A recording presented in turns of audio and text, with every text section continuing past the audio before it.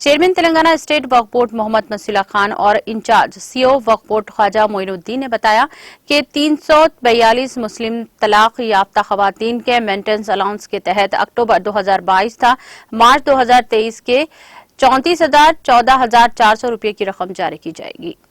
Protection of rights and divorces act 1986 के मुताबिक grant in इमदादी funds जारी किया गया।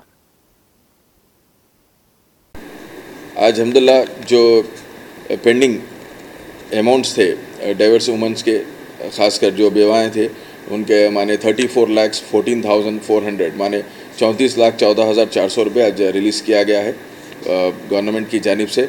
और ख़ासकर इसके अंदर जितना भी हो सके जो पेंडिंग इश्यूज़ है जल्द से जल्द और ख़त्म करने के लिए हम हरीश राव साहब से भी बातचीत हुई है और इंशाअल्लाह ताला नेक्स्ट पेमेंट्स भी इंशाअल्लाह ताला जल्द से जल्द इसके रिलीज़ हो जाएंगे।